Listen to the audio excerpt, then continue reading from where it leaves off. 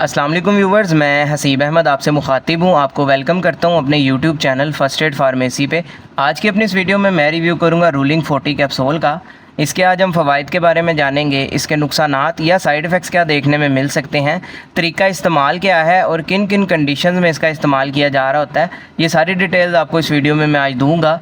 लेकिन उससे पहले आपसे गुजारिश करूँगा कि अगर आप मेडिसिन से रिलेटेड इन्फॉर्मेटिव वीडियोज़ देखना पसंद करते हैं तो मेरे इस चैनल को सब्सक्राइब लाजमी करें, बेल आइकन को भी ज़रूर दबाएं ताकि मेरी आने वाली इन्फॉर्मेटिव वीडियोज़ आप तक पहुँचती रहें। तो चलते हैं अपने टॉपिक की तरफ। ब्रांड नेम है जी इसका रूलिंग, जिसको बना रहा है हाईक्यू फार्मा। ये 40 मिलीग्राम्स में है, इसके अलावा 20 मिलीग्राम्स में भी आता है पाकिस्तानी मार्केट से, जो आपको आसानी मिल जाएगा। कीमत की बात की जाए तो 480 रुपये में आपको ये 14 कैप्सूल के पैक में पाकिस्तानी मार्केट में मिल जाता है। अभी अगर बात की जाए इसकी कंपोजिशन की तो इसके अंदर मौजूद है ओमेप्राजोल। ओमेप्राजोल का ताल्लुक होता है पीपीआई ग्रुप के साथ। पीपीआई से मुराद प्रोटोन पंप इनहिबिटर्स।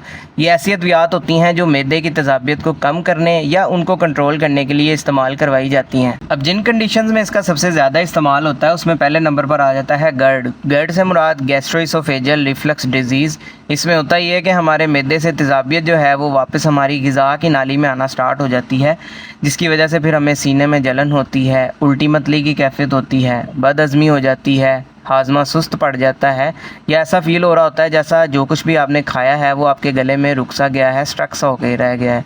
या इसके अलावा ब्लोटिंग इश्यूज़ होते हैं, यानी आपको पेट भरा भरा फील लगता है।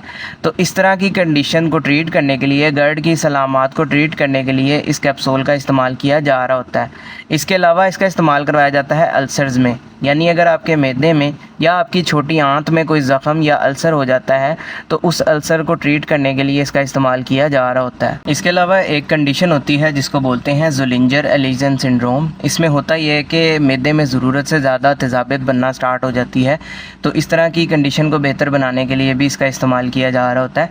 इसके अलावा एक कंडीशन होती है जिसको बोलते हैं इरोसिव इसोफेजाइटिस। इसमें होता यह है कि जब आपको गर्ड का मसला ज़्यादा लंबे अरसे तक रहता है, उसकी वजह से फिर आपकी ग़िज़ा की नाली में कोई ज़ख़म हो जाता है या वहाँ पे कोई सोजिश हो जाती है, तो इस तरह की कंडीशन में भी इसका इस्तेमाल किया जा रहा होता है इरोसिव इसोफेजाइटिस में। अब बात कर लेते हैं इसके साइड इफ़ेक्ट्स या नुकसानात के बारे में। तो इसके नुकसानात में आपको सर दर्द हो सकता है, थकावट फ़ील कर सकते हैं आप, चक्कर आ सकते हैं, नींद के मसाइल देखने को मिल सकते हैं, आपके पेट में दर्द हो सकती है, या इसके अलावा अगर आप इससे एलर्जिक हैं तो स्किन के ऊपर आपके कोई एलर्जिक रिएक्शन भी देखने को मिल सकता है। तो ये साइड इफ़ेक्ट्स जो हैं इसमें देखने को मिलते हैं।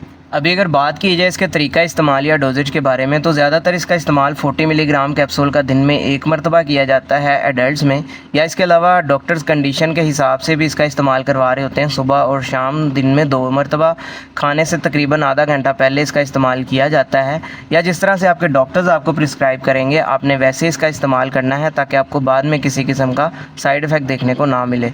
तो ये सारी डिटेल थी जी रूलिंग 40 के हवाले से। उम्मीद है आपको पसंद आई होगी। इससे रिलेटेड कोई सवाल हो कमेंट सेक्शन में आप मुझसे पूछ सकते हैं। अपना ख्याल रखिएगा। अल्लाह हाफ़िज़।